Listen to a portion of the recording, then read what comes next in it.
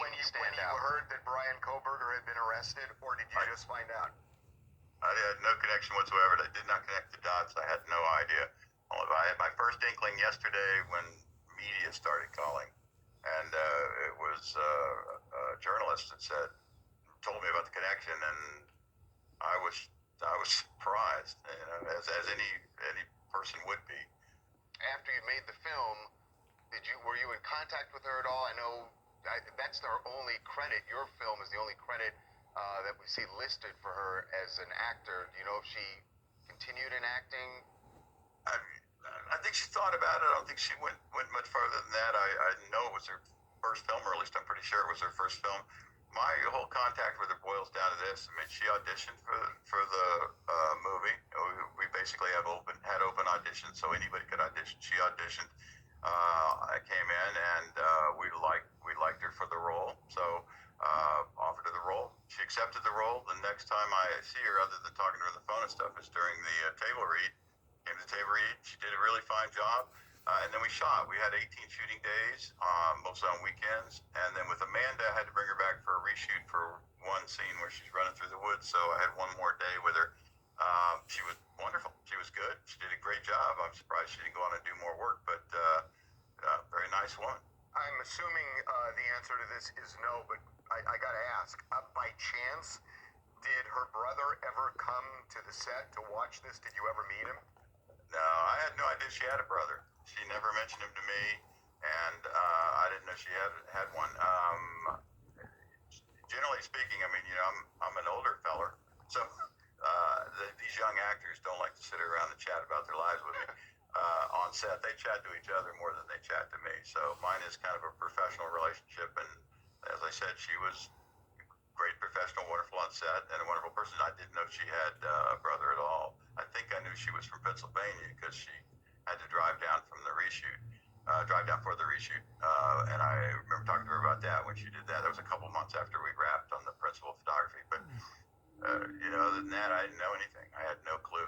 Aside from the familial connection, knowing what you know about what happened to these 4 students at the University of Idaho, what's your reaction to these kind of, spooky similarities between your movie and that crime? Well, I'd like to think there are no similarities between the movie and the crime. I don't know a great deal about the crime, though. To be honest, I've not been following it closely. A lot of times, I heard it mentioned. I knew it had happened. I knew that people were tracking it. I knew the person was from Pennsylvania. But yesterday, I didn't know that I knew anybody in the family, and I feel terrible for the family. I mean, Amanda's a wonderful person. I feel terrible for what she must be going through, what her parents must be going through, what her sister must be going through. I mean, it's got to be terrible. It's got to be horrifying. I don't think our movie doesn't really have that kind of event in it. It does have, it is a horror film.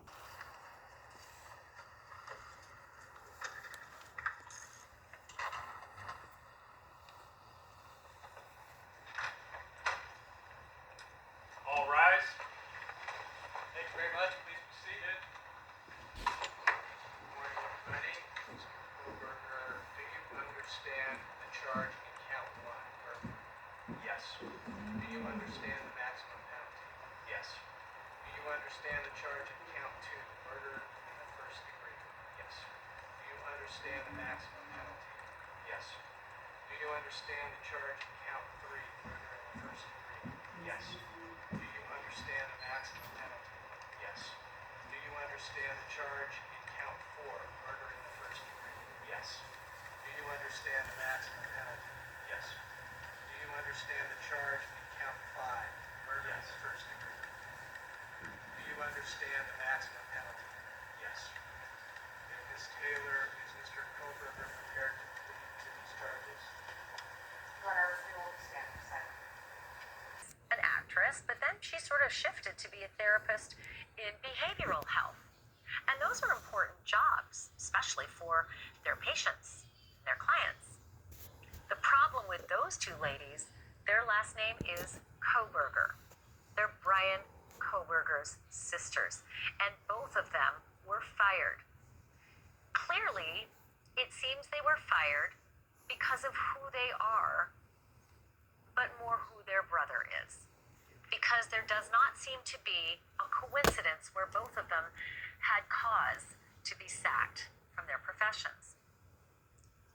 I don't know how you feel about the extended family. Some people are vengeful, others consider them victims. But one thing I can tell you, the sisters didn't do what happened at 1122 King Road. And it's more than likely the sisters knew nothing about it, as did his parents know nothing about it. Some consider them all victims. So what are the morals of the Kohberger girls losing their jobs? What are the legal aspects of the Kohbergers losing their jobs? Our Alex Capriella has been digging into that and another development from the streets of Moscow, Idaho, probably not what you expected from the world of security. Big change, something very unique developing in Moscow. And he joins us now with what he's found out. Alex, what do you have? Good evening to you, Ashley. I dug into the claim that both Amanda and Melissa Kohberger were fired from their jobs due to their relationship to Bryan Kohberger. I wanted to explore the legality of it all. It might seem unfair that someone could lose their job simply because they have a relationship with an accused criminal. But what I found out is that both Pennsylvania and New Jersey, the two states where those two sisters worked, are what are called at-will employment states. That basically means that an employer can fire an employee for any reason. Charged with the murders. Our investigative reporter, Alexandra Duggan, spoke to one woman who knows exactly what the process is like for the families of murder victims. I didn't know anything about it. I was 29 years old. I mean, why would I think about the death penalty? Really? Jan England never thought about the death penalty until her brother was brutally murdered. That's when her entire life changed. I think I knew that it was a punishment in Idaho, but it never crossed my mind. And now, 32 years later, it either needs to be taken off the table or they need to execute people in a timely manner. Jan's brother, John Justad, and bartender Brandy Rains were found dead on the floor of the Old Rose Pub in Boise on December 20th, 1990. Both had been bludgeoned with a blunt object. It was about 7 in the morning, and it was 25 below zero. It was blizzarding snow outside, and there were two detectives standing on my doorstep, and they said that they had found John. The reason they thought it was him is because his ID had been taken, but he had a ring on his finger, which was a ring that my dad had given him and had his last name. On the floor of the Old Rose Pub in Boise on December 20th, 1990. Both had been bludgeoned. It's about 7 in the morning, and it was 25 below zero. It was blizzarding snow outside, and there were two detectives standing on my doorstep, and they said that they had found John. The reason they thought it was him is because his ID had been taken, but he had a ring on his finger, which was a ring that my dad had given him and had the last name on it. Police believe the motive was robbery because money was missing from the cash register. For nearly 4 months, no one knew who killed John and Brandy. I wouldn't even go outside and start my car because I guess in my mind I kept thinking, what if somebody's after my family? What if I go out to my car and someone's going to knock me over the head and kill me? I would have panic attacks that somebody was following me when I'd have my baby in the car. Police finally arrested 27-year-old Keith Wells, who was on parole for robbery. A former detective tells KTVB finding Wells came down to good police work. He said that they needed to die that night and he wanted to see what it felt like to kill somebody. Wells was sentenced to death for the killings. He appealed his death sentence, but to everyone's shock, Wells later dropped his appeals, meaning the state could take immediate action to execute him. On January 5th, 1994, an hour before his execution, Wells called up former KTVB anchor and reporter Dee Sarton at her home. He didn't really say a whole lot until he sat down with Dee Sarton, and that was kind of a tell-all. And I remember she called me and wanted to know if I minded if she talked to them, and I said no. I'm kind of curious to see why he wants to talk to you. He told her he wanted her to pass along a message to the families of the victims. Dee told KTVB he asked for forgiveness, even though he didn't deserve it. She raced to the station, came on set, and explained the phone call. She called it a thought-provoking experience. Jan wasn't at the execution, but she watched the news coverage with a group of police detectives.